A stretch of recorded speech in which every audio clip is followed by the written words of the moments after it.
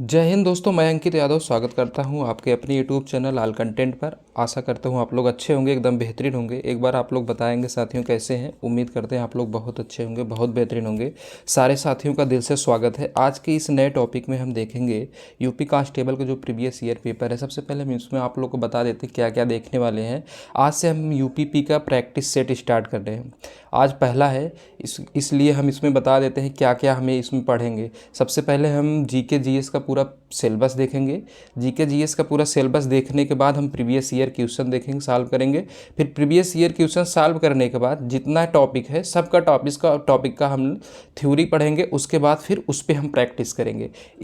अगर ऐसे हम पढ़ेंगे तो हमारा जीके जीएस का जो 38 क्वेश्चन है, 38 क्वेश्चन में से अच्छा 35 क्वेश्चन तक हम लोग सही कर सकते हैं। 30 के ऊपर ही रहेगा। और जीएस में 30, अगर 38 में 30 कर रहे हैं तो बहुत अच्छा स्कोर माना जाएगा। ठीक, इसलिए आइए हम इसमें सबसे पहले इसका सिलेबस देखेंगे। उसके बाद फिर प्रीवियस ईयर, आज का पूरा एकदम प्रीवियस ईयर है, यूपीपी एग्जाम में ये पूछा हुआ है, इसलिए आप लोग इसको ध्यान से देखिएगा। पहले हम इस पर सिलेबस देखेंगे क्या क्या हमें पढ़ना है। उसके बाद फिर हम आ जाएंगे अपने क्वेश्चन पे। देखिए, पहले सामान्य ज्ञान में हमें क्या पढ़ना है। सामान्य विज्ञान पढ़ना है, सामान्य इतिहास पढ़ना है, भारतीय संविधान पढ़ना है, भारतीय अर्थव्यवस्था पढ़ना है, भारतीय अर्थव्यवस्था एवं संस्कृति, भारतीय कृषि, वाणिज्य एवं व्यापार, जनसंख्या, पर्यावरण एवं नगरीकरण के बारे में पढ़ना है, भारत के भूगोल, विश्व के भूगोल, प्राकृतिक भूगोल, उत्तर प्रदेश की शिक्षा, संस्कृति और सामाजिक प्रथाओं के संबंध में विशिष्ट जानकारी, उत्तर प्रदेश में राजस्व, पुलिस व समान प्रशासनिक व्यवस्था, मानवाधिकार, आंतरिक सुरक्षा तथा आतंकवाद, भारत और उसके पड़ोसी देशों के बीच संबंध, राष्ट्रीय तथा अंतर्राष्ट्रीय महत्व को समसामयिक विषय, यानी इसमें हम करंट अफेयर्स भी पढ़ने वाले, राष्ट्रीय तथा अंतर्राष्ट्रीय संगठन, विमुद्रीकरण और उसका प्रभाव, इतना सब पूछता है। साइबर क्राइम, वस्तु एवं सेवा कर यानी जीएसटी, पुरस्कार और सम्मान जैसे खेल पुरस्कार और जितना साहित्यिक पुरस्कार जो करंट का है और जो मिल चुका है, ये सब पुरस्कार। उसके बाद देश और राजधानी और उनकी मुद्राएं, महत्वपूर्ण दिवस, अनुसंधान एवं खोज, यानी कौन से किस चीज़ का खोज किए हैं। उसके बाद पुस्तक और उनके लेखक, सोशल मीडिया कम्युनिकेशन। इतना हमारा पूरा सिलेबस है। इसी को हमें अच्छे से पढ़ना है। और आज हम देखेंगे प्रीवियस ईयर, देखेंगे कहाँ कहाँ से क्वेश्चन पूछ रहा है, यहाँ से हमें अंदाज़ा मिल जाएगा। उसके बाद फिर जैसे प्रीवियस ईयर क्वेश्चन समाप्त होगा उसके बाद हम पूरा एक एक टॉपिक यहाँ से पढ़ना स्टार्ट करेंगे। ठीक, 40-50 दिन का अभी हम लोग के पास बहुत टाइम है, इसलिए 40 दिन आप लोग सिर्फ अच्छे से लगातार कंसिस्टेंसी से एकदम पढ़ाई करिए, रेगुलर देखिए। जीएस में अच्छा स्कोर होगा। बहुत से लोग यही करते हैं, लगातार नहीं पढ़ते, छोड़ देते हैं बीच बीच में। कंसिस्टेंसी बहुत मायने रखती है। ठीक है, आइए अब देखते हैं हम अपना पहला क्वेश्चन। अब क्वेश्चन करिएगा और उसके बाद देखिएगा लेवल क्या है। ये सब पूरा प्रीवियस ईयर क्वेश्चन है। 38 क्वेश्चन आता है। 38 क्वेश्चन आप लोग देखिए और उसमें से कितना कर ले रहे हैं उसको आप लोग बताइएगा कमेंट के माध्यम से। अच्छा एकदम बढ़िया से बनाए हैं आप लोग, इसको अच्छे से देखिएगा। चलिए आते हैं हम अपने पहले क्वेश्चन पे। सबसे पहले क्वेश्चन पे आते हैं, एक मिनट।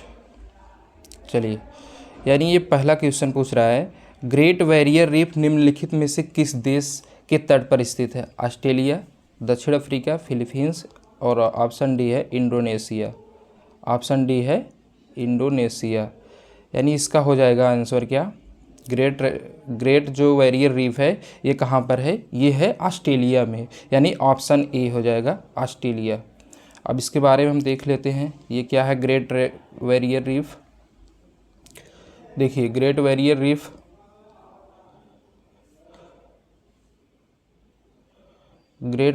के बारे में हम देख लेते हैं।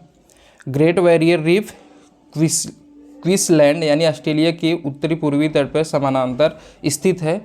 इसमें प्रवाल भित्तियों का विश्व का सबसे बड़ा संग्रह है, जिसमें 400 प्रकार की प्रवाल भित्तियाँ, 1500 प्रजाति की मछलियाँ और 4000 प्रकार की मोलस्क शामिल हैं।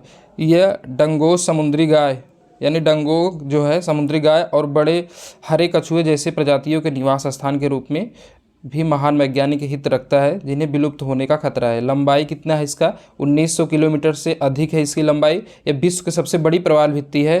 प्रवाल भित्ति बहुत छोटे जीवों के मूंगा जंतुओं के चित्र द्वारा बनाई गई है। Great barrier reef marine park की स्थापना 1975 के इसके पारिस्थितिकी तंत्र की रक्षा के लिए हुई है। ठीक है, अब जैसे ऑस्ट्रेलिया अगर मैप देखेंगे तो यहाँ पर देखिए ये वाला जो है यही हमारा है ग्रेट बैरियर रीफ, यही।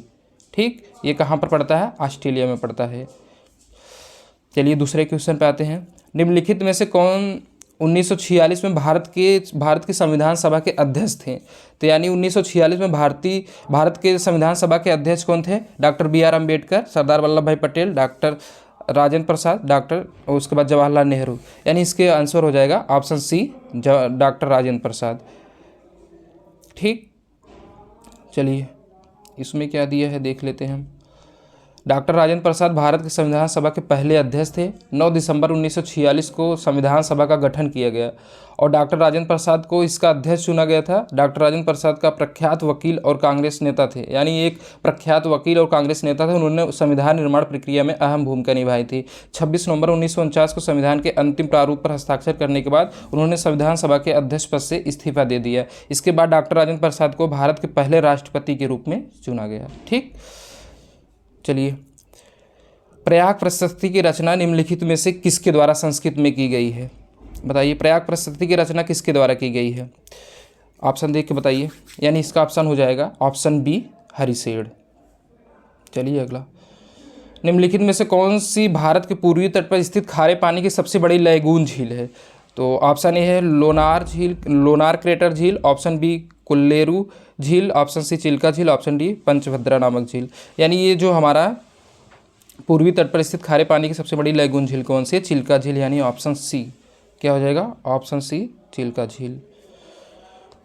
निम्नलिखित में से कौन सी भारत के पूर्वी तट पर स्थित खारे पानी की सबसे बड़ी लैगून झील है? अब देखिए निम्नलिखित में से कौन सी, वही क्वेश्चन है, यानी ये रिपीट हो गया। कौन सा इसमें है? ऑप्शन सी, चिल्का झील। ठीक, अगला। निम्नलिखित में से किसके द्वारा निर्मित समुद्र के एक संकीर्ण चैनल द्वारा श्रीलंका भारत के अलग करता है? यानी भारत और श्रीलंका को अलग करने वाला कौन सा चैनल है? देखिए ऑप्शन देख बताइए।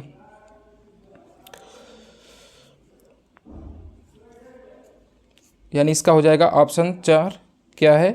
पाक जलडमरू और मन्नार खाड़ी दोनों भारत और श्रीलंका को अलग करती है। ठीक है, चलिए आगे इसको देख ले। श्रीलंका और भारत को पाक जलडमरू मध्य और मन्नार की खाड़ी द्वारा निर्मित संकीर्ण समुद्री चैनल द्वारा अलग किया जाता है। पाक जलडमरू भारत तमिलनाडु को श्रीलंका जाफना से जोड़ता है। यानी भारत का कौन सा स्टेट तमिलनाडु और श्रीलंका का जाफना से जोड़ता है। मन्नार की खाड़ी श्रीलंका में मन्नार द्वीप के समीप स्थित है।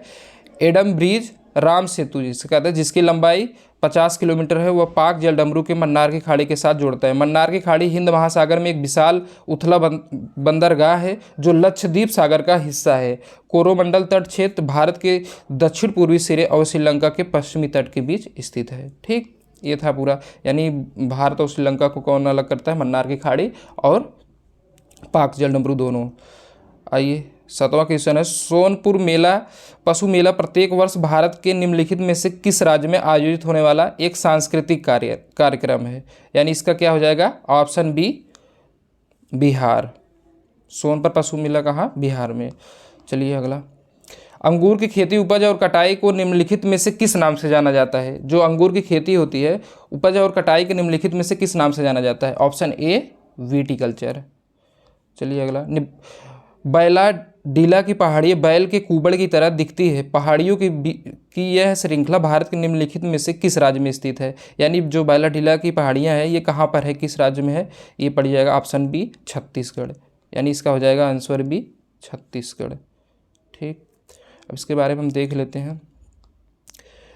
बैला डीला की पहाड़ियाँ जो है बैल की कुबड़ की तरह दिखती हैं, अतः बैला डीला लौ अयस्क क्षेत्र को इसका नाम मिला है। यानी बैला डीला लौ अयस्क क्षेत्र को इसका नाम मिला है। दक्कन के पठार पर एक पहाड़ी भू आकृति जो पूर्वी घाट से लगभग 200 किलोमीटर पश्चिम में फैली हुई है। बैलाडीला पहाड़ियाँ हैं। बैल के कुबड़ जैसा दिखने के कारण इसका नाम बैलाडीला रखा गया है। यह भारत के दक्षिणी छत्तीसगढ़ के दंतेवाड़ा जिले में किरंदुल शहर के समीप है। छत्तीसगढ़ के बस्तर जिले में प्रसिद्ध बैलाडीला पर्वत श्रृंखला में बहुत उच्च श्रेणी के हेमेटाइट पाए जाते हैं। बैलाडीला पहाड़ियाँ अल्ट्रा हाई ग्रेड हेमेटाइट लौह अयस्क है। 14 भंडारों का घर है। इसमें इस्पात उत्पादन के लिए आवश्यक सर्वोत्तम भौतिक गुण मौजूद है। इन खादानों को का लौह अयस्क विशाखापत्तनम बंदरगाह के माध्यम से जापान और दक्षिण कोरिया में भेजा जाता है। ठीक, यानी ये कहाँ पर है? छत्तीसगढ़ में।